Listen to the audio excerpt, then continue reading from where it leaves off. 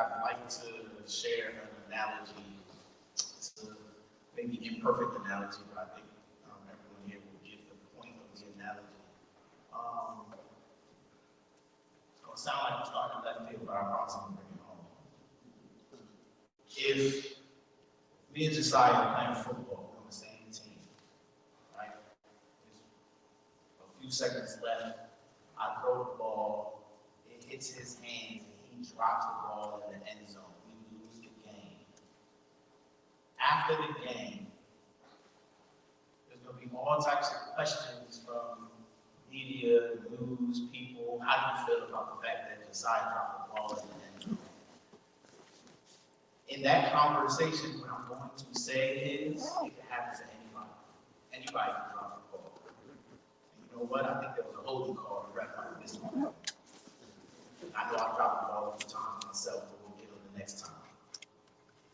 But then when I walk into that locker room, I'm going to pull it aside and say, bro, don't drop that ball. I can hit you right in the hands. You can catch it.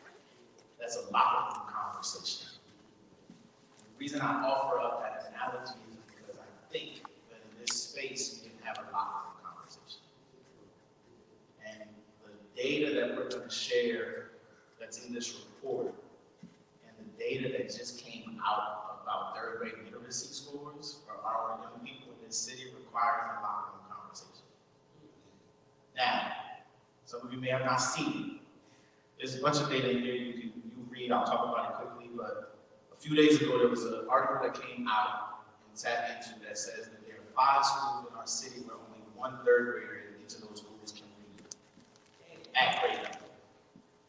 When you add up the number of third graders in those 5 schools, it's about 220, which means that 5 out of 220 of the third graders who were in that school are reading at grade level. And then when you scale it up to about 12 schools, only 10% of our third graders were reading on grade level last year. Now, in public, what I'm going to say is that there's a lot of reasons for that because it's true. Like when I said Josiah dropped the ball and it can happen to anybody, and the ref probably missed the call, those things are probably true. It is true systemic racism is real. It is true that our teachers need to do better, and the curriculum doesn't speak to our young men, and our young people are dealing with a bunch of stuff. All that is true. That's what goes in front of the camera. That's what needs to be said. That's what should be said. But when we get in the locker room, we gotta say, yo, you gotta do better. And I gotta do better. And that's the conversation I'm hoping we're able to have. And that's the conversation that I'm hoping this report is able to facilitate. What this report does is it takes the 6 MBK milestones and it shows just how our young men doing specifically. Now, the data I just gave you is about all third graders, right? But this report is just for our Black and brown boys in this city. And what you'll see in here is, what oftentimes happens, is that while the data is not good for all of our demographic, it is particularly poor when it is for people who look like you and me, for our Black and brown men. Now, this report is designed for us to be uncomfortable and say, so what are we going to do about it? And so what you'll see in here is that there's some places where we're doing okay. I was talking to the mayor earlier and I told them about the report that there's like a peaks and valleys to the report. And so like milestone 1 is making sure that young people, but particularly boys and young men of color, are entering school ready to learn. That means that they are in pre-K programs and that, the first time they walk into a school building isn't for kindergarten. When you look at that data, the data is actually pretty good. Almost 80% of our boys only are in pre-K programs. That's actually really good. And I know cities across the country want to know, like, how is that possible? But then you get to third grade literacy, and our boys, Black and Latino boys, only 23% of them are passing the state assessment, which means only 23% of them are at grade level in third grade. So there's like a, yes, you got a whole bunch of young people enrolled in pre-K, but then when they get to third grade, they can't read, or at least not read well. And the next milestone is that they graduate from high school. That actually looks pretty good. The numbers are about low 80s for our just young men graduating. That's actually not that bad. It should be closer to 100. We can have a whole bunch of conversations around like, so what does that diploma actually mean, what they can do, but they're graduating. But then after that, the next milestone is milestone 3. That's milestone 3. Milestone 4, do they finish a post-secondary degree? After high school, what do? They go get another diploma, trade school, college? And the answer is no, actually, they don't. That number is close to 20%. For our 20 to 24-year-olds are getting some sort of post-secondary degree. So they enter pre-K, they're not reading on grade level by 3rd grade. Somehow they graduate high school, but then they don't graduate from anything else after that. Then the 5th milestone is successfully employed. Do they have a job, a career that they can take care of themselves and their families? And then the 6th milestone is making sure that our young men are safe from violent crime, which is the milestone, for those of you who probably already know, the city was recognized for because we are seeing historic lows across all crime indicators, except for auto thefts. But every other crime indicator is down. And so that's the like peaks and valleys, if you will, that you'll see in this report. I brought enough copies for everyone. I was talking to Josiah, we hand them out now, we wait until the end. And so what I'll probably do is I'll post them up in the back so folks don't forget, they can get them when they leave. But what I'm hoping, as I started to say in the beginning, is there's some real hard conversations we need to have with each other. Here's the last thing I'll offer up, and then I'll get out the way. All of us are going to be, because of the season, with family.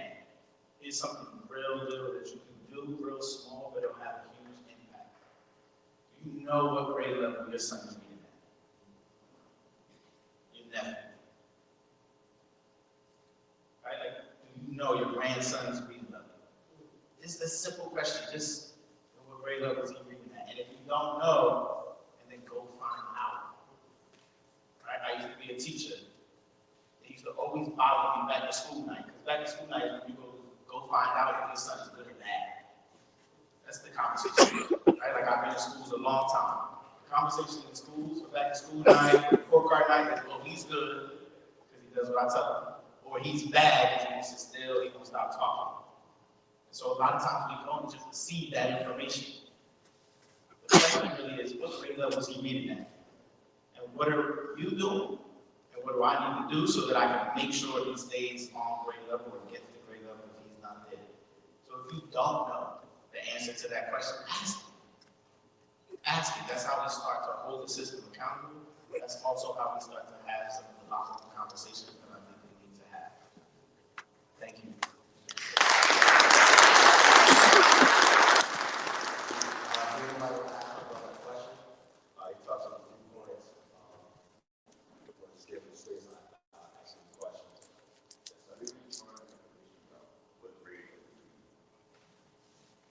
Yeah, the question was how to find information around what grade level they're reading at. So every schools and the public charter necessarily always posted publicly. So for example, there is a assessment that all schools are using for Newark Public Schools called NWEA. Don't confuse it with NWA. But NWEA, that's how I remember it, because it sounds like NWA.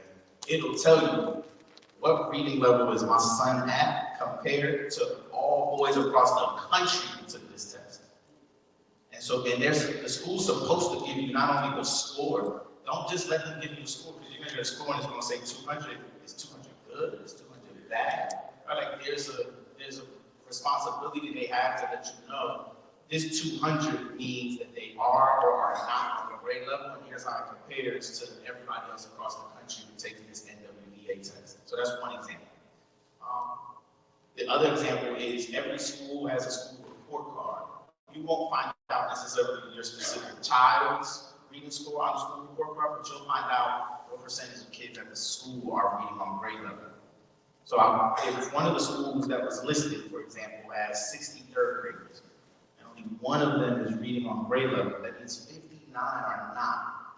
And my next question is like, do those 59 parents know? right? Like, do they know that their child did not pass the assessment, is not reading on grade level, and what did the school do to inform them? You have a right to call the school when school's back in session on January 12th and say, I'm such and such father, I want to know what grade level is my child reading at. And they need to tell you they're reading at X grade level. And if they don't, please reach out to me, just let us know. This goes for everybody, because the school has a responsibility to tell you this is the grade level they're reading at, and here's what we're doing to either keep them at grade level or catch them up. So it's, yeah. Go ahead. First of all, thank you for the motivation. We're like a lack of motivation in our communities. We are privileged to get the numbers and tell us. Now, how are the parents or the rest of the community getting this? And if my son is reading at a higher level and my neighbor's son is not, we all in the community. How do we go about pushing this information? And what do we do about that? Yeah, the question was around how do we get this information to more community members. So first of all, your point on the front end about us not having the information is important, right? Like, as my brother quoted the scripture earlier, the scripture also says that when people perish for their lack of knowledge, right? And my question was always like, not lack of knowledge about what? I think part of the lack of knowledge is around just our condition and what needs to be done to move that condition, change that condition. That's part of it. To your question around how do we get the information out, so we're continuing to try to host conversations like this, and so this is the maybe fourth one we've had in the last 2 weeks when we initially had a conference to get the report out. The report is on the website. We're hoping to leverage like the same newspaper outlets that put out all the reading scores, try to also leverage them to, as you see in the report, there's a section that calls evidence-based practices, like how do we get out information on what we can do about this, right? So what do I do? So now that I know my child is struggling in 3rd grade reading, what do I do next? You'll find that in the report. We're trying to figure out how we also get that out in media outlets. The mayor hosted the Cradle Project conference yesterday. There was a powerful, powerful sister, Dr. Edwards, who said a lot of times schools are going to say, just read to your child at home. She did research and realized that, like, I'm not sure what I'm supposed to do with that. So I go home, I sit my 2-year-old there, and then I read to them. The 2-year-old falling asleep, they getting up, like there's a skill set that's required, right? Like it's just not just go home and read. And so what we're hoping to do is to be able to get more workshops out where we're able to show the videos online of like, so what does that look like to read to a 2-year-old? How do you do that? What's the right book to read, right?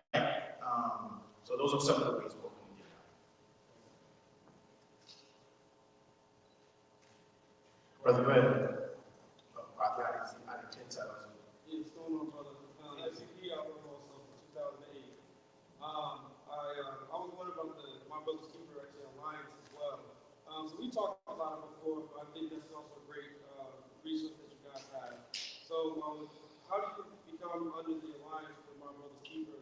And let's say for small nonprofits like myself, what does it take to be under or join with the alliance? Do you get access to data? Or do you want to get points?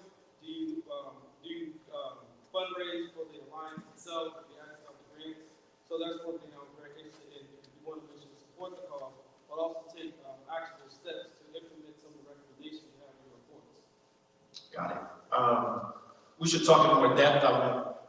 It's a longer answer than I'm going to provide now, but the alliance, when Mayor Baraka accepted the challenge in 2014, the NFN challenge, in a lot of ways, it just meant, it meant that the city was saying, we are going to be paying attention to how our boys and young men of color are doing in the city of Newark.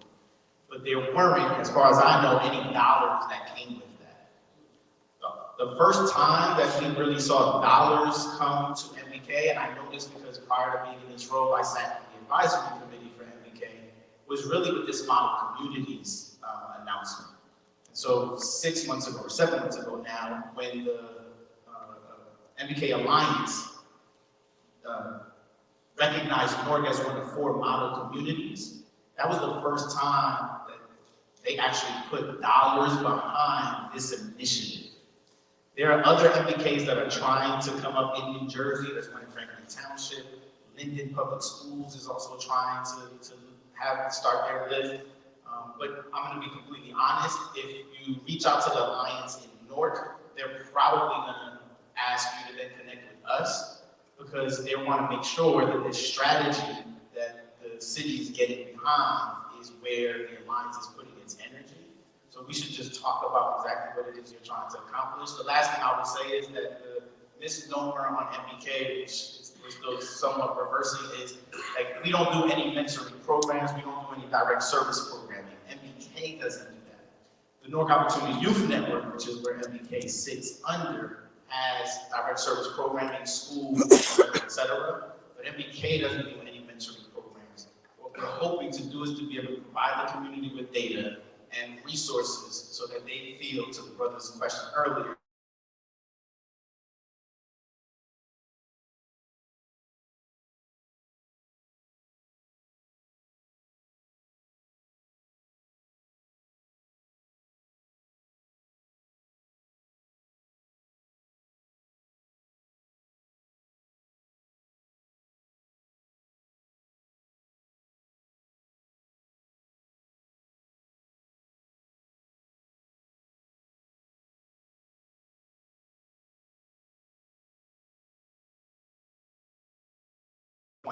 and I also say something too.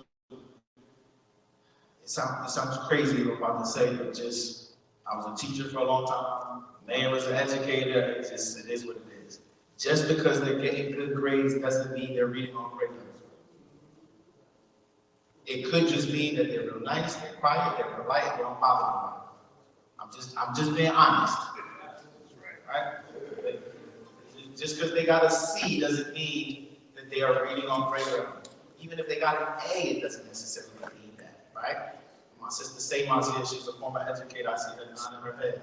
So if you look at your son's report card, or your daughter's report card, and you're like, oh, they get all straight B's, they must be good. It's not always the case. So you gotta ask the question, I need to see that test. I need to see the data. How did they do on the test last year? I'm real interested, and I'm saying this now because I think a lot of people are going to next year we're going to be looking at today's third graders tests. But I'm real interested next year to look at the fourth graders test, because those third grade scores that I just told you about that came out in the article, those kids are in fourth grade now. And they're going to take that test in March. That data's going to come out in the summer, and everybody's going to forget about them because we're going to be looking at the third graders who are sitting in third grade seats right now. Somebody needs to look at the fourth graders who are sitting in seats right now, because that's who's in those are the 5 kids who passed in those 5 schools and the 215 that didn't. They're sitting in fourth grade. And if we don't talk about that now, then we're going to be some of us in a BCPC meeting talking about like what happened to this kid 5-6 years from now, and it's going to be because we just forgot about them after they got out of third grade. So that's another important point.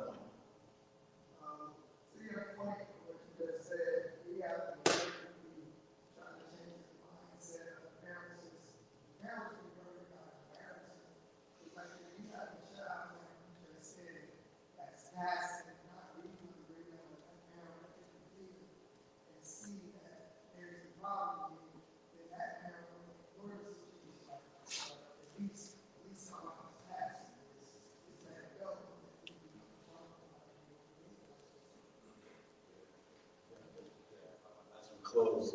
The real big is activity in our own schools. You know, if we got children that go to Central High School or parent conference day or parent teacher meeting, you got to be there. You know, that's all that means. You know, show up. You know, I don't think there's much to add more than that. And yes, board meetings, you just got to show up. You know, and the more our children see that we show up, brother, I'm telling you, man. As a parent, my parents were active, so man, I didn't need no warning after that. I was showed up, oh man, there's no embarrassing me after that, right? And did that, tell me, it's just the same thing. So I'm glad that we had this conversation. I want to thank our brother Mark for coming out to share.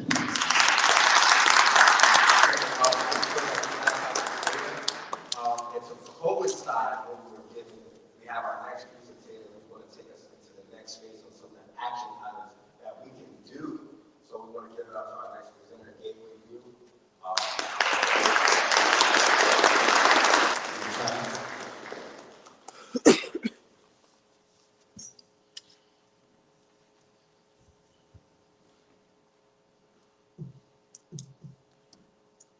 Good evening, everybody. My name is Giovanni Arroyo. I'm the recruitment manager here on behalf of Gateway U. What exactly is that? To summarize it shortly, my job is to come out to the community and educate young people as well as adults on how they complete their college degrees, associates and bachelors. Outside of that, we also do some community work.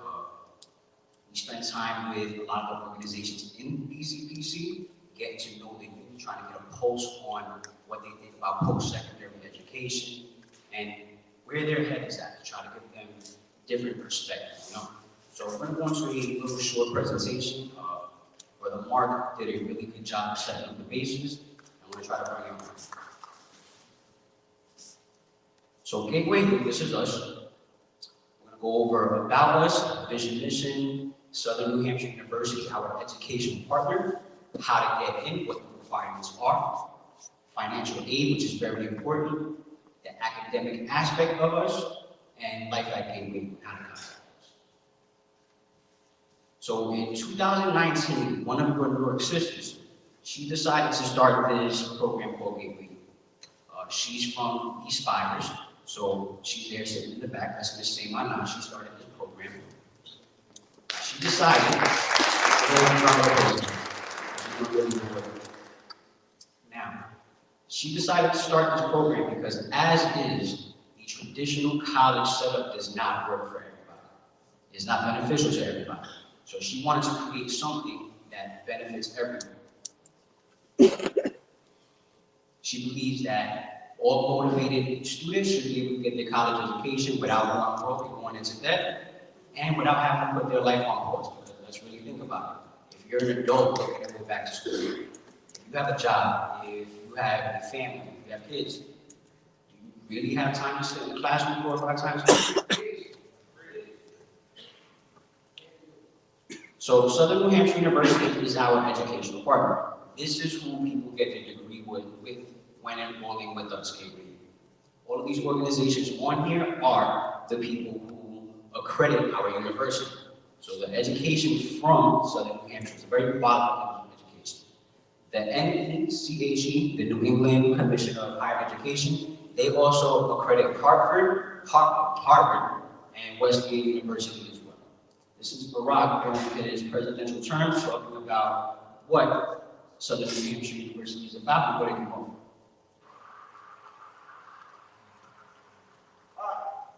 Second goal, we want to encourage more. Thank you. Second thing we want to do is to encourage more colleges to embrace innovative new ways to prepare our students for a 21st century economy and maintain a high level of quality without breaking the bank. So let me talk about some alternatives that are already out there. Southern New Hampshire University gives course credit based on how well students master the material, not just on how many hours they spend in the classroom. So the idea would be, if you're learning the material faster, you can finish faster, which means you pay less and you save money. Finish fast, pay less, save money. That is the goal of this program.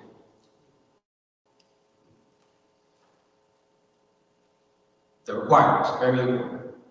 What does it take to get into Southern New Hampshire University via Gateway? All you need is a high school diploma. Unlike many other universities that are going to look at a person's GPA when they were in high school, they're going to look at their ACT scores or their SAT scores. That does not apply here. All that is required is a high school diploma. If you graduated in 1975 and you got your diploma, you are able to attend Southern New Hampshire University via Gateway. We do provide a 5-week orientation free trial process as well. during this process, you're not tapping into your financial aid, you're not paying any sort of tuition yet. What we are doing here is understanding how you learn as a person and how you feel about the program. We're going to provide you with 2 projects during this process. These projects, once completed, will go towards credits for your degree. If this is for you, you'll figure that out in that 5-week process. If it's not for you, you're able to take a step back and apply to whatever school it is that you are looking to go to. So you're not obligated, but you have a 5-week orientation to get a feel for the program and see if it works for you. There's also no application fees, which is also. So, very important part, financial aid. You can earn your degree with little to no debt at Southern New Hampshire University. It is about $7,000 a year, slightly under, and that's a very important number because the Pell Grant, which is the free money that the government awards us, is $7,395. So that's very important because, let's say you want to go to Rutgers University, where I went to. I went to Rutgers Newark. Without dorming, tuition at Rutgers Newark is anywhere between $12,000 and $15,000. So say I'm awarded the Pell Grant in full, which is $7,395. I still got to figure out where the rest of that money to total up to $12,000 to $15,000 will come from. That might have to come out of pocket. That might have to come from loans. That might have to come from some sort of other financial aid programs. But figuring that out is a stress. In our program, that $7,395 is going to cover an entire year of schooling for a student. That's 3 semesters, fall, spring, and summer. We also provide scholarships, and there's also work study as well. These are the degrees that we focus on here at Southern New Hampshire University because we are looking to place our students with a job where they can start earning right away. Because that's what the point of getting your college education for is, right? To be able to get a higher position than you would otherwise. So we focus on business management, healthcare management, communications, and the communications degree branches off into the teacher pathway. So these are some of the positions that you can get with these degrees. These are entry-level, median salaries for these positions across the United States. So a business management degree can get you a financial analyst position. It can get you a management consultant position, ranging between $83,000 and $85,000. Healthcare management right now is extremely popular. That's a job that's never going to go out of style because hospitals are everywhere. You can be a healthcare administrator or a health info manager. Those median salaries range between $93,000 and $100,000. Social media management is very popular right now, so a degree in communications can get you a position in that field. Those positions range between $56,000 and $62,000. So the teacher pathway, there's a lot of stuff here. In essence, what we do with the teacher pathway is, if you have your degree already, we put you in the practice for the praxis program, which gives you your certificate of eligibility. If you don't have the degree, we help you acquire that. Right now, we have a couple of different partnerships with the city of Newark. We're specifically trying to place teachers from Newark and from the neighboring area in our Newark schools, because we know that children learn better when people from the community are teaching. So we have those partnerships already in place, so that way we can get your student teaching done in these schools, and once you pass your practice exam, you can be an official teacher in these schools. This is what we specialize in, cutting the fluff, as Barack said, get your degree faster. So right now, the average college freshman, when they go in the fall, they're going to take about 12 credits a semester, and at that pace, it's going to take about 5 years to graduate, which is kind of a long time. The point of going to school, like I said, is to make money. Some people might not be attracted to a 5-year wait in order to start earning, right? So with our project-based credit system, you are able to get the degree faster. Projects takes about 2 to 3 hours. I'm going to dive into those a little bit further at the end. So the program is self-paced, so you can go at your own speed. If you're one of those people that learns really fast, you can knock out an associate's degree within a semester to a year. We have one young lady in our program based out of Detroit. She did 60 credits in one 16-week semester. So she did what people go to Essex County Community College for 2 years for. She did that in one semester because she really applied herself. There's not many programs in the United States where that is even possible. Also in our program, there's only age. I know that sounds crazy. How does that work, right? We'll get into that further as well. So you can only earn an A, or you're not going to get credit for the project or the class. So there's no fail. There's no B, C, D, or F. I'll explain that further as well. So 60 projects is going to equal your associate's degree. Another 60 on top of that, total of 120 over your bachelor's degree. So on the top is the traditional model. The bottom is our model. So let's say you sit in a classroom about 4 or 5 times a week and you're taking 4 classes. You're going to average about 6 hours in a class listening to a professor lecture, taking notes, taking final exams, and things of that nature. It's going to get you to 12 credits, and it's going to take you 5 years to get your 120 time. With us, let's apply those same 6 hours to 2 projects a week. That's going to get you 32 credits a semester. That's going to get you your associate's degree in a year. That's going to get you your bachelor's degree in 2.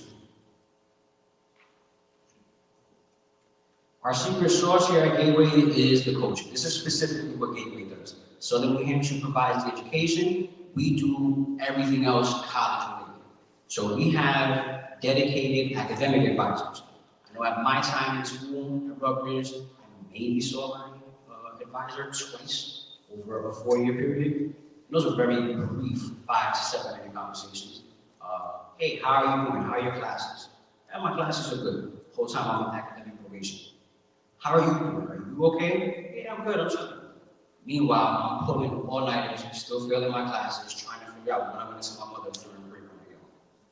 So, I say that to say, you're not really having a relationship with your academic advisor.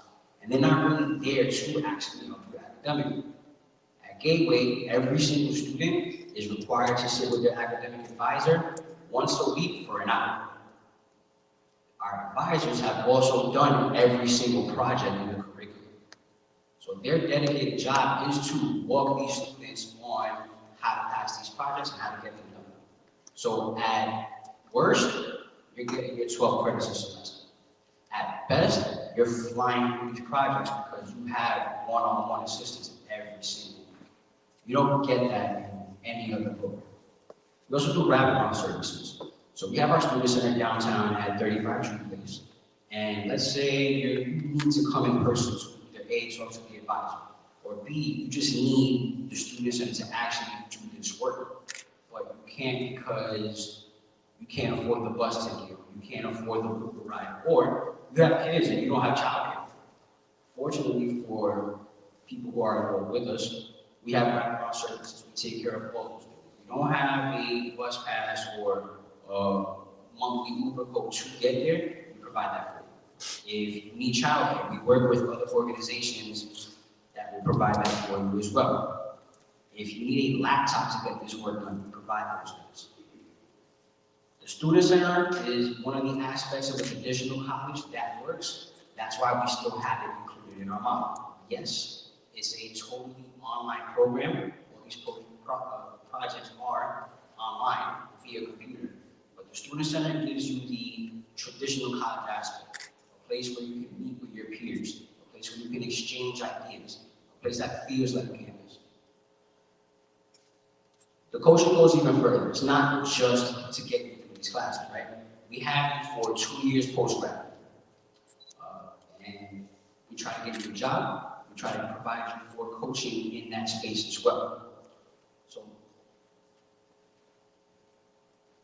we provide the wraparound support. The Gateway Youth Student Center is there as well. This is our actual college campus. We have the student center here. We throw events with local organizations trying to partner with them to shine light on the community and give the students that actual campus feel. And this QR code right here, if you guys are interested in more information on actually how the program works further, Go ahead and scan that, put your info in there. Again, remember, Southern New Hampshire University is our community partner. We're located at 35 Tree Place as well. That is my email there, and our website is there as well. So, any questions that anybody may have, I'll definitely be here to answer those. And right before I get off this stage, to let Josiah wrap this up, we are working to tell a story of how everything ties together. So Josiah is part of BCPC, which has a lot of other organizations that you guys are familiar with. We've been doing some really good work with the Community Safe Zone. They're a place that provides a space for our youth to come and, just be kids. They do their resumes there. They also provide them a nice little stipend. There's a kid there who, 17 years old, got into some trouble with police. He's currently on a bracelet. We enrolled that young man into our program. He started his orientation this week. And because of him and what he was doing, one of his friends also in the community safe decided to join the program as well. He actually hit us up today because he knocked out his first 2 projects within 2 weeks. So once the semester starts in January, that young gentleman is going to go with 4 or more college credits to start his semester. What do you have a question about, brother? You say this is primarily online? It's all online. All online. We do have the student center though, if you want to come and talk to your advisor in person, or actually do your work at the student center, so you don't feel like you're by yourself. You will have community. How are you reaching out to the youth to get them involved in the program? Right now, we're doing a lot of stuff where we're reaching out to the elementary schools, the high schools, as well as the organizations in the BCPC, trying to get in front of as many people as possible where I can do these presentations and educate them to what it is that we offer. Because truthfully, a lot of these kids have no idea that this option is on the table. You mentioned that the course is online primarily, right? Correct. So how do you describe the coaching aspect of it? How do you make sure that you have that rigor? Does the time that they come on campus, is there any academic persons to facilitate those areas that they are weak in? You know what I'm saying? So the projects, this is an actual project right here. This is 1 college credit. Every single project that is provided in the curriculum is going to put the student in a real-world job-like scenario. So this project right here, essentially, you're working for this medical company, and the owner of the company is asking you to write a biography about yourself, so that way you can put it in the company newsletter, as well as run a team meeting.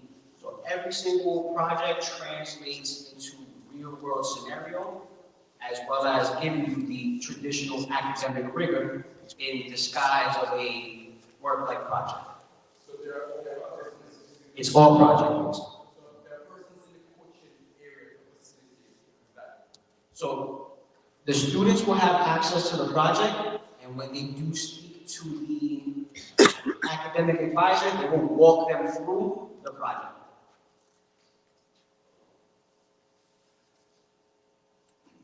Any other questions? Thank you guys so much for your time. I didn't know if I could get up on stage. I'm sorry, y'all. I know this is just for men. How y'all doing tonight? Yeah. There we go. So my name is Savannah. I am the executive director of Gateway U. I wanted to answer your question a little bit deeper. So our coaches, a little bit what Gio touched on is that they have done every project. I don't want you to think because that this work is going on that it reduces the rigor. It's actually harder. I'm standing before you. I have my BA from Rutgers, and I have my master's from Howard. Those projects were really, thank you. Those projects were really, really hard for me to do. The rigor is just as intense.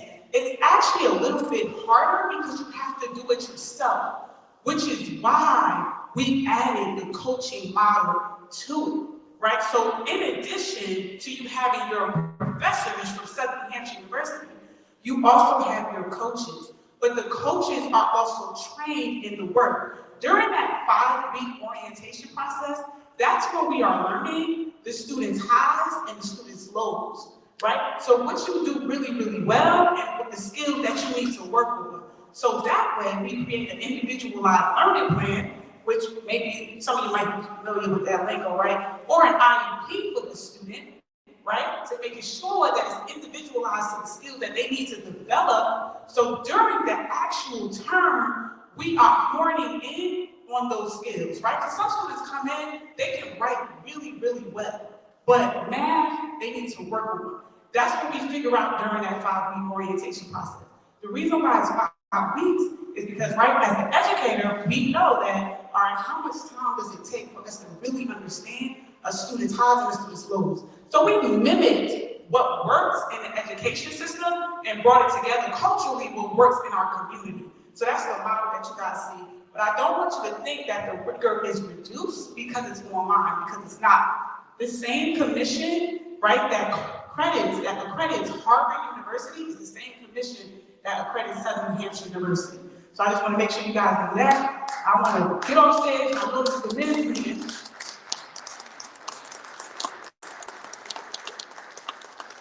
Let's give him a huge round of applause.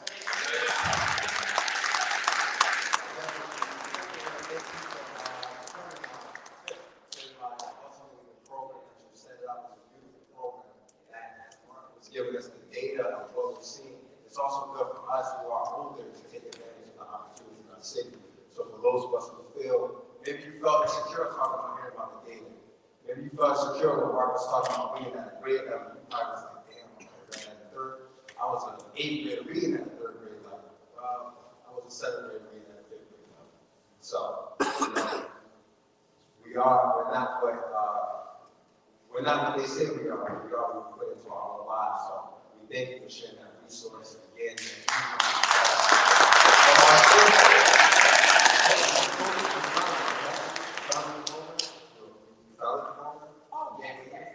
Our sister founded the program.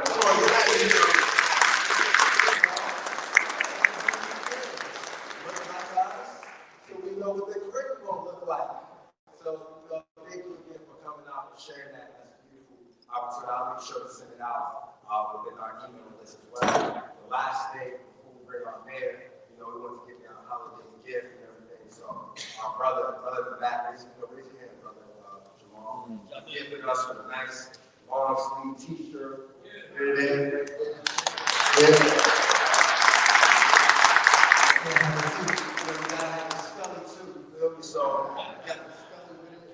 And we got the T-shirt, hold the line, go strong. So we definitely want to get our gift before we leave out.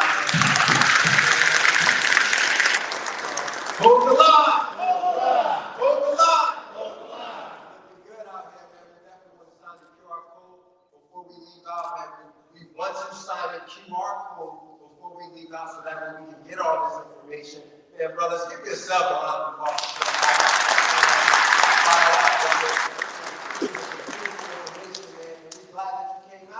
Ultimately, like I said in the beginning, I don't know what you came out here for. I don't know what called you. But ultimately, I know one thing for sure. I'm glad I came out because I heard a word. I got inspired with that information. If we can utilize that information, then we can be our best self, man. So thank you for once again help us to receive our brother. Hold the line. Hold the line. Hold the line. I just want to say I'm thankful for a couple of things. One, I'm thankful for y'all being here this holiday season. Brother said it clearly. You could be anywhere else. We appreciate, especially the folks that continue to come. I appreciate you. I'm thankful for Josiah, man. I'm thankful everyone involved. I seen him come up. I was his principal, as a matter of fact. So I can attest to his hard-headedness, but I've seen him develop and become this person that he is today, and I'm perfectly comfortable with sitting down, letting him run this whole entire thing. He's doing an awesome job. 100,000%. I see our brother Alfred Young way in the back too high now. I appreciate him. He is a pioneer of this. When we first started it, he took the lumps and bruises and made this what it was for us. So I appreciate you, brother. You know that. I see 8 here, Tut, the crew. I want to say I appreciate them for this new year because look, there's a lot of things that's going on in this community that you might not know about that these guys handle for us. I had the blessing and the pleasure to be in the house of a parent who asked us to come there for a child. These dudes showed up. I showed up, which is probably rare. You go to a city in the mirror, sit in somebody's living room, talking to their son because he getting involved in craziness. But these brothers came too, which made my visit really what was necessary, because he didn't really need to hear from me. He needed to hear from me. He needed to see me, but he needed to hear from them.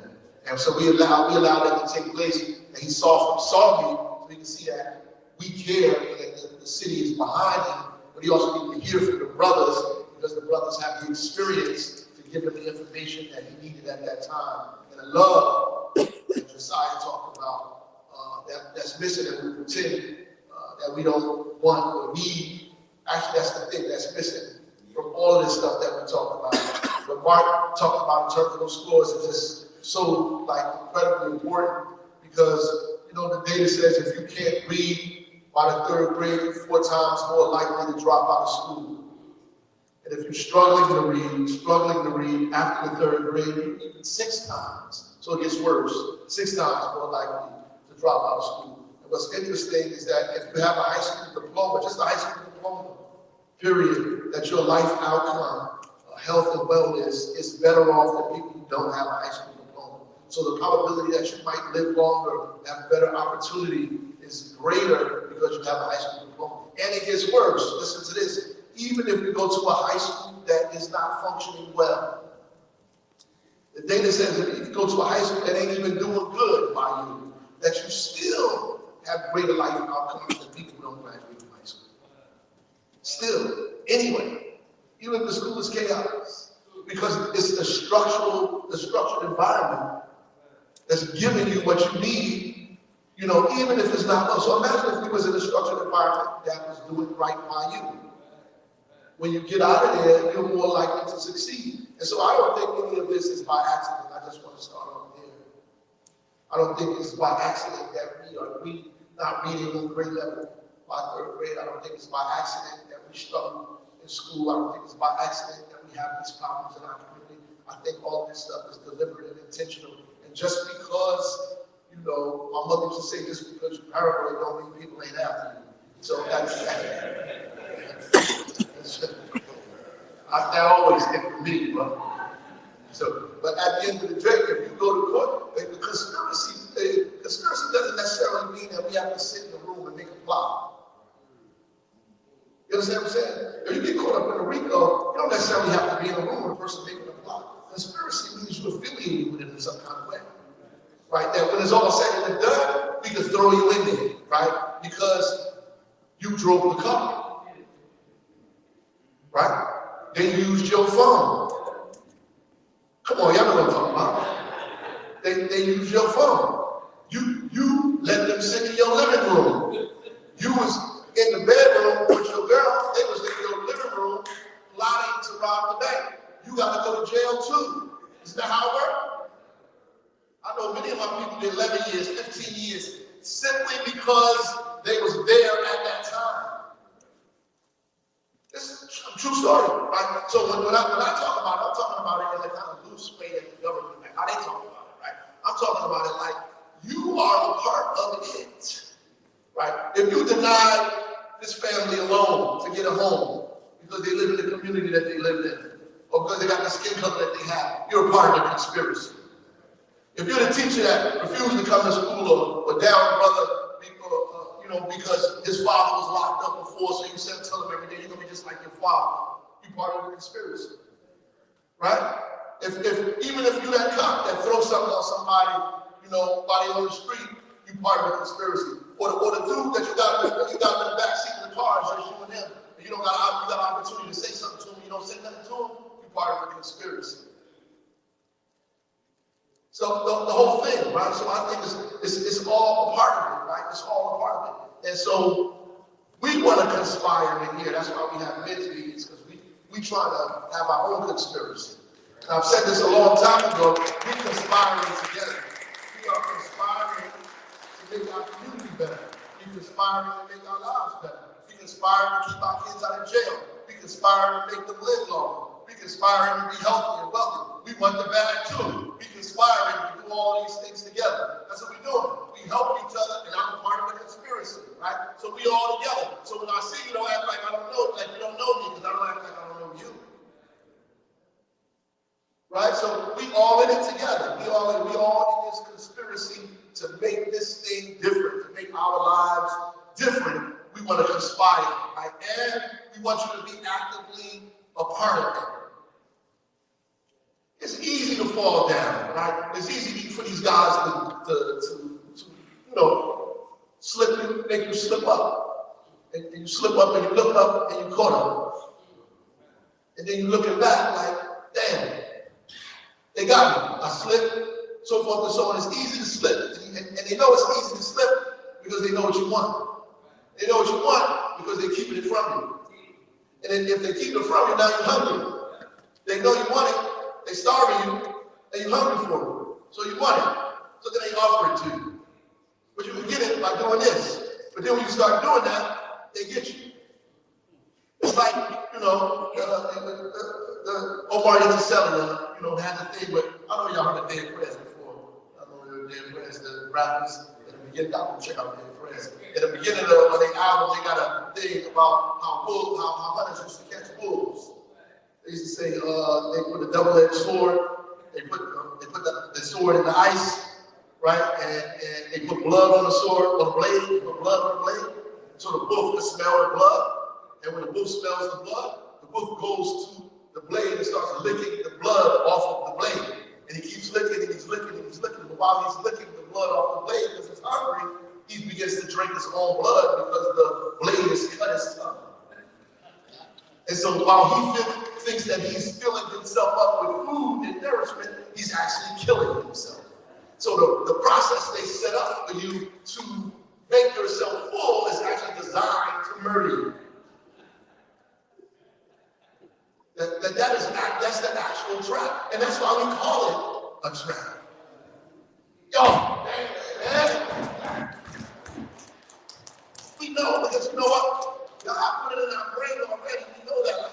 I'm not going to set you up. He's going to set you up for failure. It's in you already. You already know it's a trap. That's why you call it a trap. Just keep getting caught in the trap. God told you it was a trap. Who else made that up somewhere? They didn't go to school to figure that out. Somebody was putting some lyrics together, God put it in their heart and said, the trap. And you start putting it out there, that's the trap. But you don't even know what you're saying. You tell each other, it's a trap. Yeah, they put a blade there, you licking the blood off the blade, cut your own tongue, and now you keep licking, and you're going to lick, and you're going to lick, and you're going to lick, and you're going to die. Then they're going to blame you for being hungry. That's it. That's the trap. So what we're trying to do is avoid the trap. That's why we ain't talking about wealth, and building, and knowledge, and school, and all this stuff. We're just trying to avoid the trap. I'm just trying to get you out of that. Trying to avoid the trap. And the more of us live and avoid the trap, the better we all are. We all, right? We can help each other out. So more of us can avoid the trap, right? Because the things that are killing us, we already know about it. We're not young people. We're not done. Like I don't like that. I come sometimes and be ready to go. I come hard sometimes, but I know we can't fix each other by putting each other down. We gotta build each other up. If you know anything, like growing up in Newark, like in the hood, like at the end of the day, people who get beat up all the time, they don't learn how to fight because they got beat up. They learn how to fight because they don't want to get beat up. It's a difference. So people out here, if you talk about how terrible things are, it's gonna make them organized. No, it's gonna make them hopeless. They don't feel like they can't win. We gotta give people something that they can win with. Like, I can win, we can win. Like, it's possible for us to beat these things. Like, we can win. You don't want to play for a coach that's going to tell you, this weekend we're going to play the ain't gonna lose y'all, but you know, let's get out here, play hard. You may lose by 30, but let's play hard. You don't need that. You want to play for a coach that be like, listen, we get ready to kick these boys' butt. I don't care how tall, how big, how strong they is. Today is our day. It's gonna be a miracle today. We're gonna have the Ali listed fight in this joint today. So that's the kind of that's what we're trying to feed you, the kind of encouragement that you know you can win. And that's not even a lie. I know you can win. I know you can win. And you know, we just had a 13-year-old boy shot the other day, right? And by God's grace, he didn't die. But he was with some other young boys, and they was trying to steal a car. One of the dudes came out of the house. He came out of the house, and he just started letting up, right? He was like, I'm not stealing my car today. It's somebody's kid, a little boy, right? The little boy's mother is stage 3 cancer. Her other son is already dead. He goes to school, a special needs school, out of district placement. Right? So he need all kind of assistance that he ain't getting from us. All we know is he steals cars. When you go to the judge don't look at him because he stole cars. They don't care about all that other stuff that went on. So all the stuff we just got finished talking about, they don't care about all that. He just gonna go to jail. And what the boy will tell you, when you go in the jail, he's like, I tell that he was in the hospital crying. That he was in the hospital crying. Because we don't tell them because we're afraid to say that we're afraid. So, you know, that's like when I was a principal here, guys used to tell me I ain't afraid to go to jail. I said, good, because that ain't going to stop me from going. That's what I tell them. I ain't afraid to go to jail. That's good. Because when you go to court, and I'm going to ask you if you're afraid to go or not. They don't give a damn. When the doors close, you got to have the same energy you just have in this office. Because what you need to be subject to, it's not me. There's a whole bunch of guys in there waiting for you that you have to express that energy to, right? So I'm afraid to go to jail, that's good. But what you are afraid to do is be successful. Because you ain't never seen successfulness. You never seen nobody win. Right? That's what we're afraid to do. We're afraid to go to class and raise our hand and answer the question. We're afraid to stand out. We're afraid to be the winner. We're afraid to know how to read, to talk a certain way, to be a certain way. We're afraid that people will call us names or say me this or say me that or say me this. That's what we're afraid of, really. We're afraid of those things. And so, because we're afraid of that, we lose out. We lose out. And then until later on in our life that we realize that we should have had a little bit more courage then to do the things. Look, I used to write poetry when I was 15, 16 years old, but I couldn't pull out a poem on 14th Street in Avon in front of UCF Stadium and said, bro, y'all want to hear this poem? That wasn't going to work for me, right? I couldn't be in front of the pool hall on 11th Street in Avon in the pool hall and while they play a pool, say, you want to this dope poem, you want to hear this poem? I didn't get a chance to actually start writing the way I wanted to write until I was a sophomore in college. And I always think to myself, like, what if I was writing, what if I started writing and really got into it when I really was like 15? And if I had dudes around me that was like, yo, that's a dope poem, big bro. Let me hear that again, right? Let me hear that again. But I had beautiful friends in my life, and I thank God. I'm also thankful for that. You know, my brother's not here now. He's in a wheelchair now. Not saying he was a good friend, one of my best friends growing up, because when things happened, he sent me home. That's important, which is why at 50, whatever I got, he got. Because I don't have that at the end around. I made a left when I could have made it right. You know what I'm saying? When everybody was doing X, Y, and Z, I got to learn about it the next day. Oh, word, y'all went there? Terrible. They ain't telling me y'all went there. They really want to tell you we went there. Right? That's important, right? Those are people who saw that I was going places that they thought maybe they wasn't going to go. I'm super grateful for folks like that in my life. I'm thankful that God put those people in my life, right? And so that's why I'm so extra determined, because when I was catching a bus to go to the train station, to get on the train to go to Howard University, well, some of my friends was catching a bus to go to NFN. And so that kind of dichotomy is what gives me the drive to do what I do as a mayor, because it's only but a few moments here and a few moments there, or a few inches here and a few inches there, that I could be on the bus to Annandale and not on the bus to Howard University. I know that is real.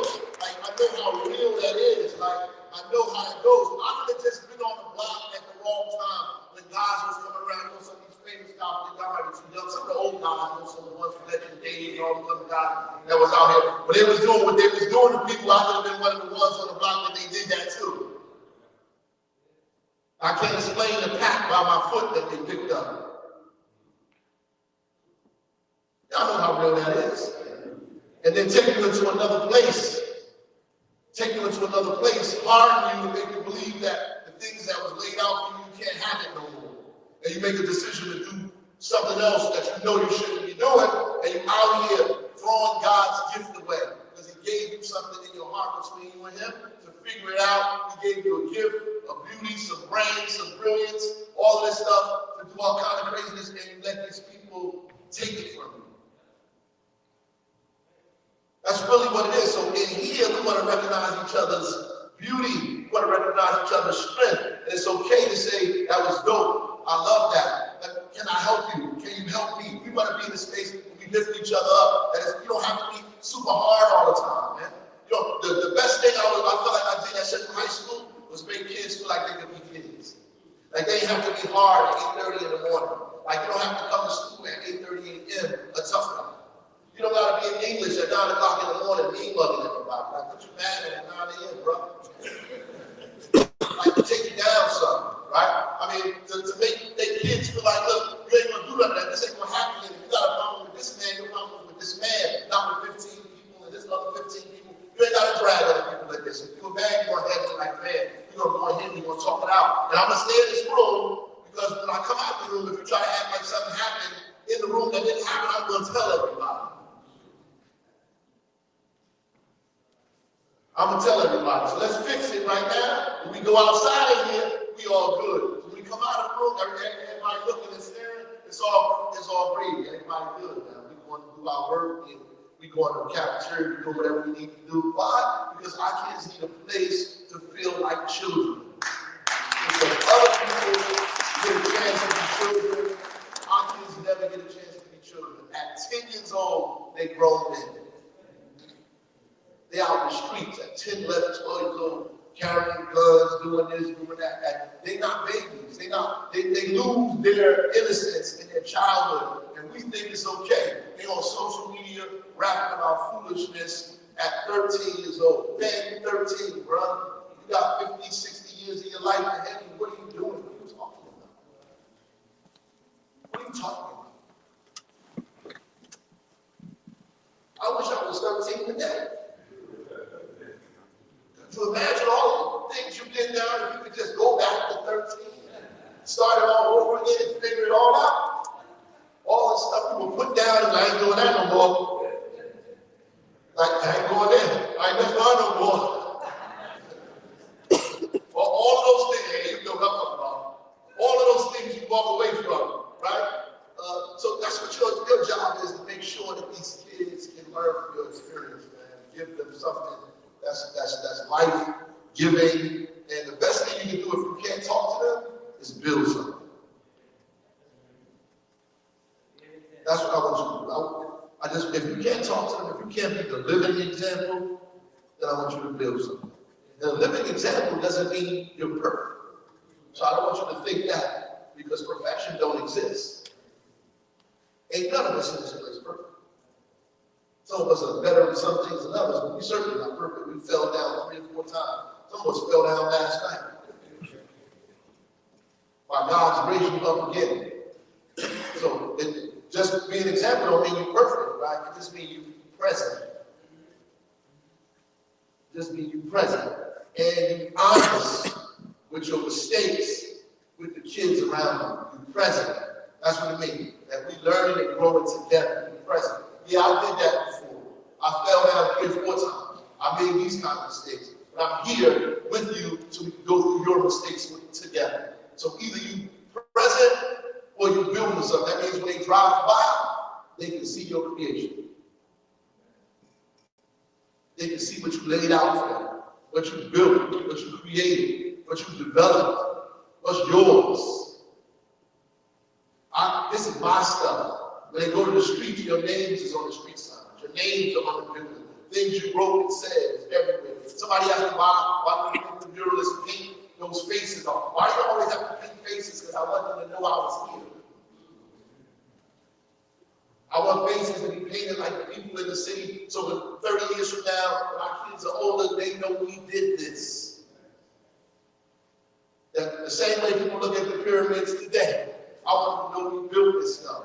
We did this in the worst and most dangerous conditions, in the terrible times, in the ugliest moments, we put it together. We just didn't give up and die on dirty sidewalks and poorly lit corners, and nobody knew our names. We screamed our names loud. If somebody shoots you on a dirty sidewalk in the middle of the night, they will know who you was for that month, and it is going to go away, and nobody's going to talk about you ever again.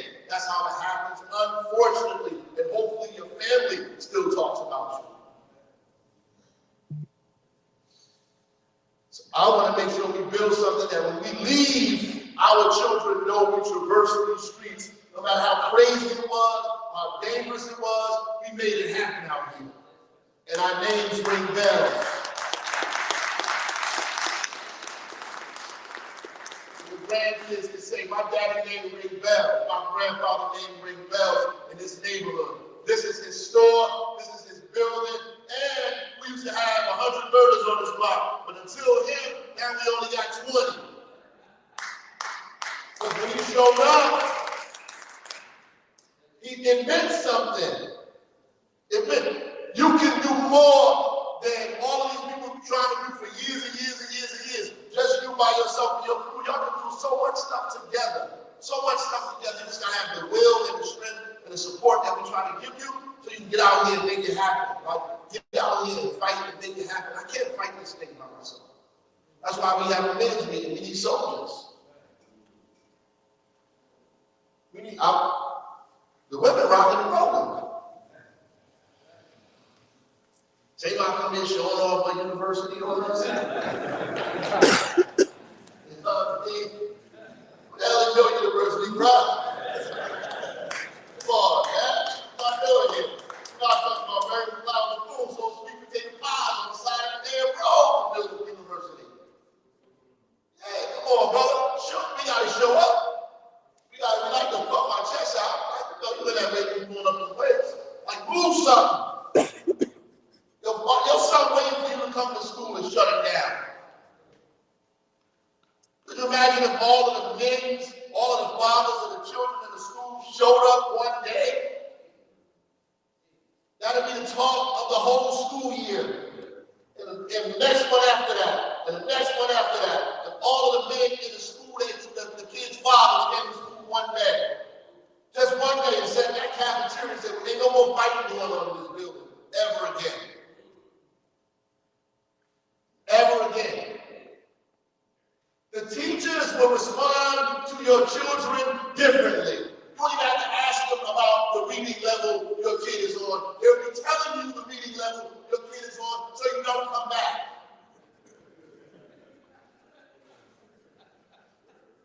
I'm telling you, it's real talk.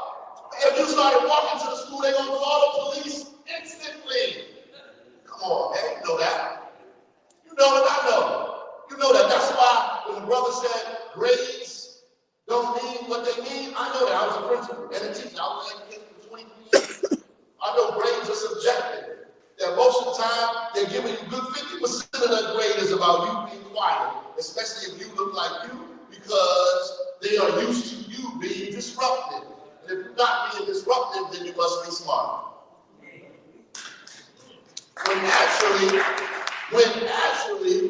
When you're born, the doctor snapped you on the butt so you can scream.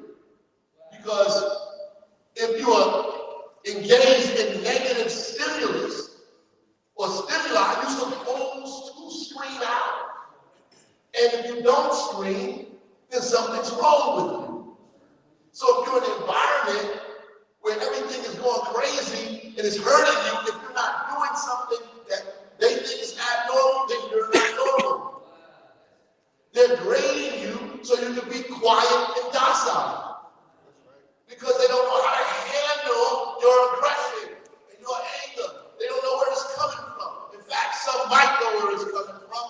know, all the things we thankful for. We thankful when they were shooting and it didn't get me. We thankful when I got shot that I woke up the next day. That I went to jail and got a chance to come home and do it again. Because we know people who didn't. We thankful for a lot of stuff, right? We thankful. We thankful we got in trouble, but we still can make it. That our brain is still functioning. That we got grace to make changes. That we can do it again and again and again. To fall down and get back up. I know a lot of y'all are thankful for stuff. You gotta be. Thankful you still got to go home and talk to your mother or talk to your father or the people that are around you, because a lot of people don't have that. Thank you for the friends that you got that protect you and stand with you. For some people alone. Thank you can go home and get a meal, a roof over your head, and warmth, and somebody actually loves you and cares for you. You should be thankful there's a meeting you can show up to on a Friday, once a month, and be filled with some other brothers and rub elbows with and hug each other. And feel like you're building something together. You should be thankful for that, right? You should know that because you're thankful, you owe somebody something. That's the part that we got to figure out. Because too much is given, much is required. You owe somebody something. Owe somebody something. Because like when we was an old boy house, the first time I heard that term, I don't get to be around drugs like that all the time. Little man said he stole. That's I've been thinking about that since he said it. Because I stole a lot of things. And he wasn't talking about stealing out of the store. He means he got away. And you know what he really means? He means that he got grace. That's what that means. Now, he said, man, I stole. You know what that means? That God gave you grace.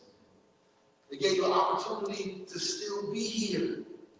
That you got grace. Now, because you got grace, what the hell are you doing?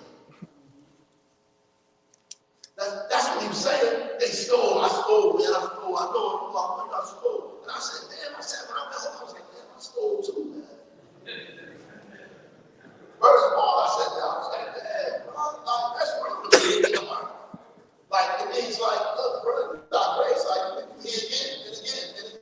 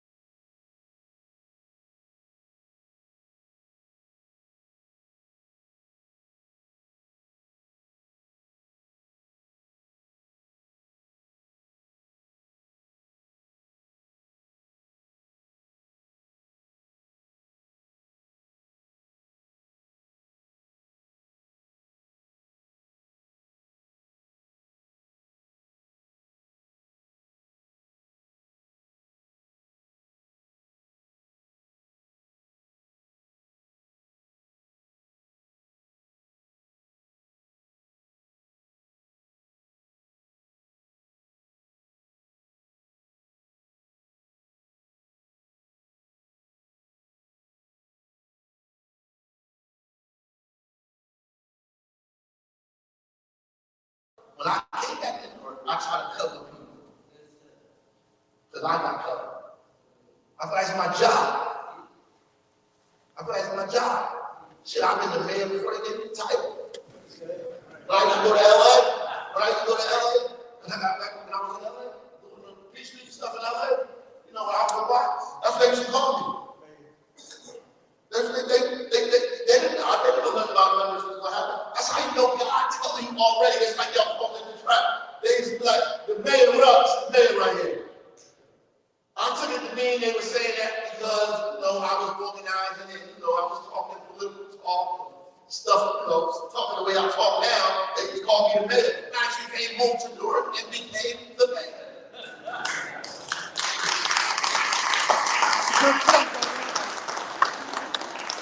That's some scary stuff, bro. That's some scary stuff. You know, if it really means what you call and put into the world, it can happen for you. Great point, Governor. What you put into the world, it can happen for you. What you put into the world, you're already a businessman, you're already an entrepreneur, you're already a homeowner, you're already a builder, you're already a developer. Put it into the world, you already got the contract, you're already that man. Put it out there, you're already those things. Hang around people that believe it too. If people don't believe it with you, you can't be with them.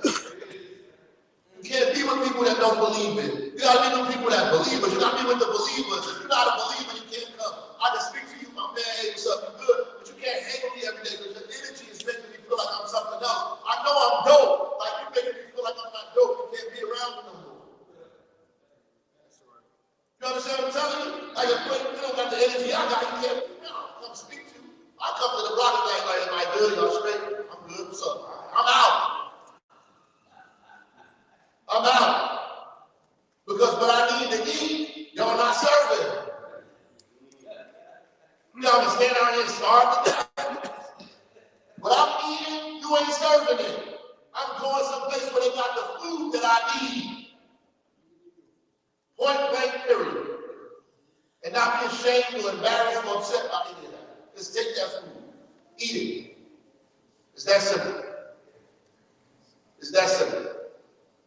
This is a holiday season, y'all. You know, I want to thank Brother Jamil for providing the church. He's been with us every single men's meeting out there, some of those church spots. Today he's giving us the shirts for free. That's his holiday gift. I want to thank the brother. He is good, loyal, strong, black man in our community. He pulls up all the time. We've been running since the Newark Anti-Violence Coalition. I appreciate him. And I appreciate the love he's given to y'all today. He always gives me shirts, always gives me stuff. I got a closet for his things. And I appreciate that he's going to give it to you guys today so you can remember what Hold the Line is. And I want to end on, reiterating Hold the Line in this holiday season, because Hold the Line really means we got to take care of each other. That's what Hold the Line means. That means it's really a war term.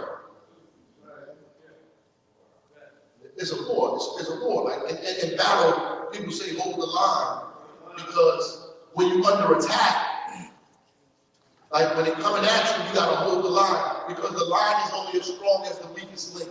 So people are saying, hold the line, hold the line. That's all the way back when they first started fighting wars, right? People was yelling, hold the line. In Black Panther, they was going saying, Imam, Imam, they was yelling, Imam, that just means hold the line. And then hold the line, like they come and hold the line, don't move. So on the left of you and on the right of you, you gotta be with people that's holding the line. And when they come at you, you can't fold. You can't fold. You know it's easy to fold. When you fold, you start thinking about yourself and not the line. Because you wasn't thinking about, you was thinking about the line y'all was doing what y'all was doing. But now when you're under attack, it's about me and not the line. I want to survive, so we can't hold the line anymore. Now that was there, it wasn't me. Y'all know what I'm talking about. Y'all know what I'm talking about. Now you can't hold the line anymore. They tell you, oh, you don't need to die. Hey, you know what that is. Just like you go to a business meeting with all three of us. We go into the business meeting with 3 7, we just want to talk to you. Come here. We want you. We don't want those other 2 guys. Those other 2 guys, they're not as smart as you. You're the best. You gotta be like, hold the line. You gotta be like, hold the line. Like, thank you for your attention, your time. I appreciate you. Those are my brothers. Appreciate you. That's what you're supposed to say. Those are my brothers. We're gonna hold the line, turn around, and keep moving. The first time the deal came, it'll come again. Walk away. That's what holding the line means. It means hold the line. It means if somebody say, oh, Mayor, just stop having those business meetings. They're not, why are you talking to those guys? These guys are criminals. Why are you in a meeting with them? They don't want anything. They're holding you back. When they put something in front of the page of the Star Ledger that says, Baraka has meeting in. That's what they did. That's what they did. Baraka has meeting with them. Writes letter for anger in court. I'm supposed to say, oh no, that wasn't me. You're getting it all mixed up. You're a little confused about what's happening. I wrote the letter because such and such and such and such, and I gotta hold the line. I gotta hold the line. Yeah.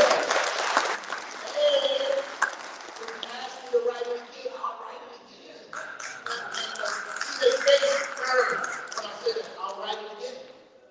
Because he called me about his boy.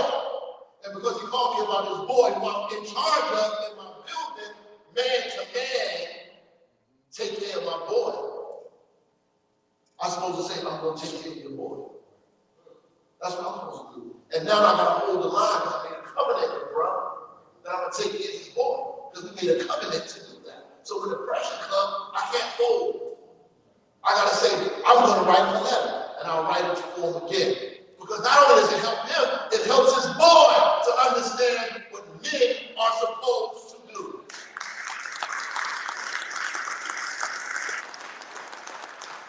It's just that simple. That's all we ask you to do in here.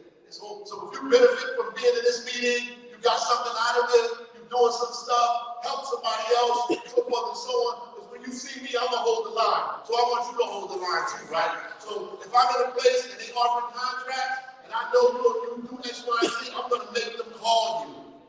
And the people who be in the meetings with me know I'm going to, that I say that. I'm going to make them reach out to you because I'm holding the line. Now, you got to hold the line. So when you get something, you got to reach out to other people in here and bring your brothers in. You got to do something in your community where you are, not just make a bunch of money. Some people made money in the city of Newark through the things that they did in here, land service last. I don't see them ever again. I'm not mad at them. I'm not angry with them. I'm glad they're successful. But they didn't hold the line. Because holding the line means that they will be back here at least 2 or 3 times up here talking about, look, I started this program. I'm making $1 million now. This is how I did it. That's holding the line. Because baby, you wouldn't have nothing if the line didn't exist in the first place. You would have nothing if it didn't exist in the first place. That's point blank, period. But final. So if when you walk out here, you remember that when you go someplace, and I'm saying that because people in here are doing, some of them are, you guys are doing well. And I appreciate that. And I want you to do well. That's why we started this, so you can do well. I want you to be that story. And I'm putting you out there because I don't want the credit. I want you to have it. All credit belongs to God to Allah anyway. But I want to give you the credit. I want you to say what you did because your story helped somebody else who has a similar story and it ends the way your story ends. Or begins again. I want you to say that to somebody else because the life that you was given, you're going to give life to somebody else. I don't care if you did 30 years. That don't make you less of nothing. You get up here and say, I did 30 years. But I'm here by God's grace. And I'm doing this, and I'm doing that, and I'm doing this, and I'm still here because the 30 years they gave me didn't kill me. It didn't break me. It didn't destroy me. It didn't make me less of a man. I'm crawling or bathing or groveling or sad walking around here. My chest is out and I'm still a man. In fact, I'm a better man today than I was 30 years ago. That's what I want you to do. Don't be afraid of none of that stuff. I did this, you did that. Nobody here. Moses was a murderer. Moses killed Egyptians. And he was one. Moses was a murderer before he let the Jews out of slavery. Noah was a drunk. Before he built the ark, he was a drunk. He was still drinking. After he built the ark, he was drunk. He was drunk celebrating the day of ark that he built. He was a drunk. I'm telling you, it's real. I didn't make this up. I didn't make this up. It's just the reality of the fact. Who cares what you did? Solomon had 100 damn wives.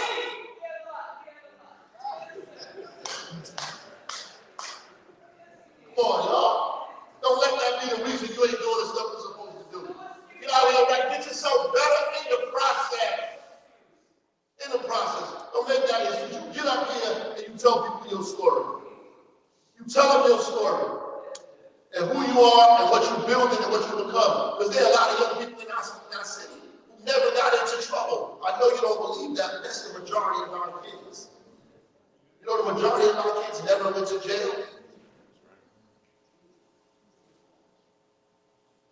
They never even seen the youth house. The majority of the kids in the city ain't gangbanging. They influenced by it, but they ain't doing it. The majority of the kids in the city ain't in stolen cars. Why is the media and everybody else so enamored with us being in stolen cars and murdering and shooting like it's all of us? But it's all a small percentage of us doing it. Most of us ain't doing it. Y'all know that most of the people in your school that you went to actually didn't do the stuff that 5% of the people in that building did. You know these people. You know them. Most of the people in this city, they're struggling, hard-working people, trying to make ends meet with nothing, trying to figure it out, trying to build and create stuff. And really, all you guys that are kicking up, you kicking up because you see something, you saying, right? I'm going to explain that to you. You kicking up because you know something is wrong. That's why you kicking up. You know it's wrong. We're not supposed to be like this. I just want to be in this house like this. Rats and roaches. Roof falling down, no heat, no food, no nothing. I ain't living like this. You know that's wrong. You got a low tolerance for it. Everybody else can learn to live with the pain and get through it. Not you. It's some of you amongst us who know this ain't supposed to happen and you want to do something about it. You just been taught the wrong thing. So you got a blade in the ground that you're licking and you're dying, but really you're supposed to be fighting the people who made you live in poverty and fighting poverty. Your op ain't your neighbor, your op is poverty. It's unemployment, it's lack of money, it's racism and white supremacy. That is your op. Your op is not your man who lives 2 blocks away from you, who lives just like you. He's waiting for you to call him and say, bro, let's get together. And the other one like, bro, let's get together. Y'all got that going on down there? Same shit happens up here, bro. Yeah, I ain't with it. You with it? I ain't with it. What are they doing this extra day yet? We going down there. You want to get our bills? We going to be down there. Down there. We going to the county tomorrow. Period. Or let's put our money together. The whole strip right here on Spring Flat with vacant lots. We gonna buy them all. Y'all dudes like green, y'all think y'all have green, and then I have blue.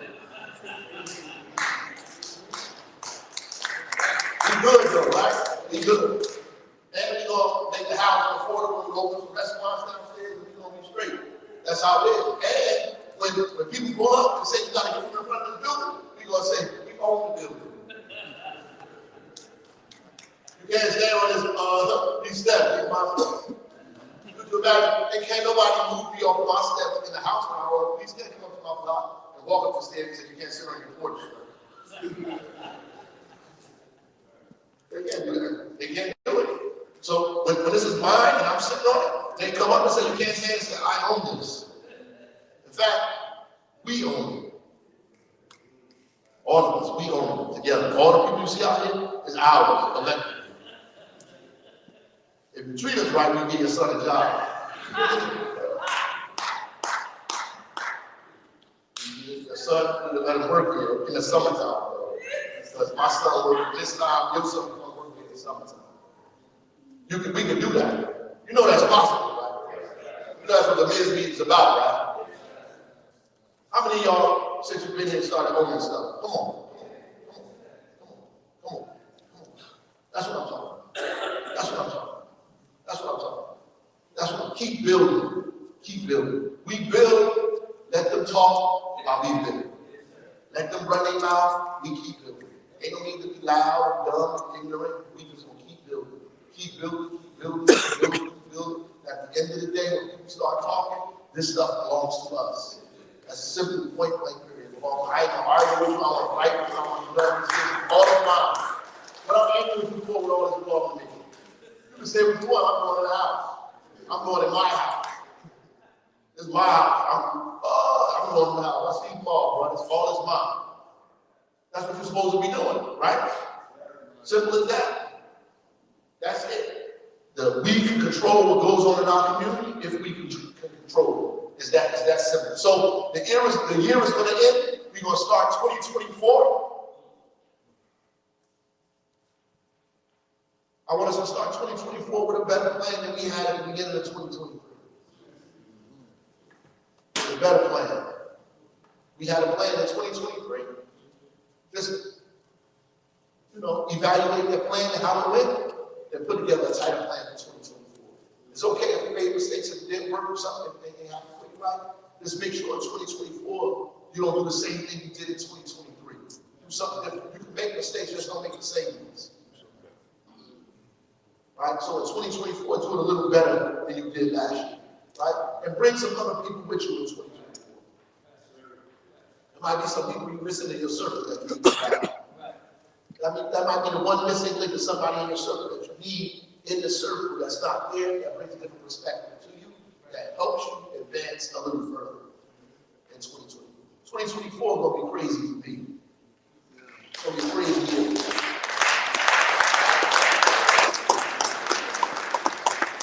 I got two praying, brother. 2024 is going to be crazy.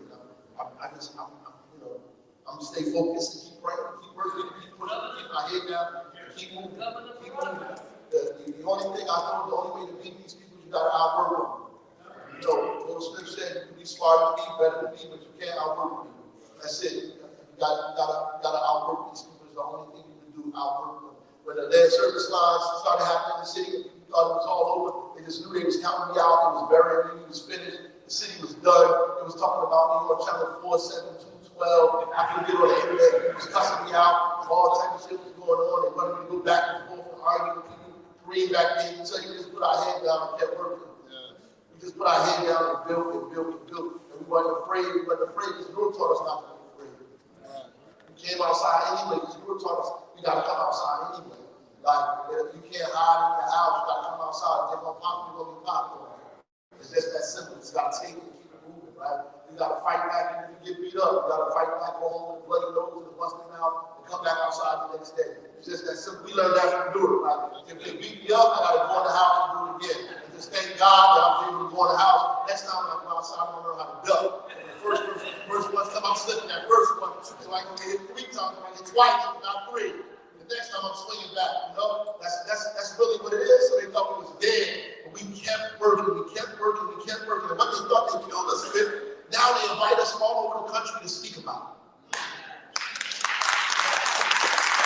Everything is invited to speak about. I testify at the United States Senate Subcommittee about how we change these land service lines in the city of Newark. Or the city of Newark, right? Because we put our head down, we didn't cry, we didn't grovel, we didn't blame each other. I didn't say, oh, it's Green's fault, it's the mayor's fault, it's somebody's fault. We stuck together. The New York Times called me, be raised a brother. I jumped on their ass in there. Yes, sir. Like, that's my brother. Y'all can't do that. Like, oh, yeah, criminal record. So what? Him and his father was was telling you. What are you talking about? Hold the line. I don't get what you're talking about. Well, aren't you something? He's the director. No, we good. Over here in Newark, we good. And we gonna win.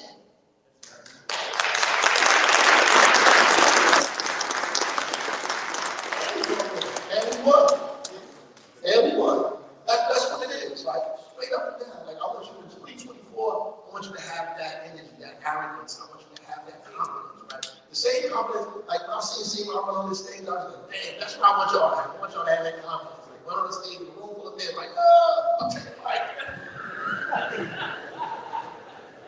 I want you to have that confidence. Like when you go on the road, I want you to have that confidence. When you run in that room for God, have that same level of energy, that confidence. You know where you're from, you know who you are, you know what block you're from, what neighborhood you're from, the city you're from, you know what you've been through, and everything you got, you deserve it. And the things you don't got, you deserve that too. And you want to go get it. You deserve all of it. You deserve it. You don't ever feel like you don't deserve it. When you're in the room, don't be putting your head down, lift your bad head up, put your shoulders back. Don't be slouching around. Because when you out with people who are tough guys, you get in the room now, you're looking at the ground, talking like this, shut up, lift your bad head up. When you want to rock, you oh, what's up, big rock? What's up, big rock? Pick your damn head up. You know, the principal's always down, you're kneeling now. Open your mouth, open your eyes, say what you want. This stuff is yours, it belongs to me, it's my block, it's my hood, it's my neighborhood. My mama lived it, my grandmother lived it, my friends and family lived it.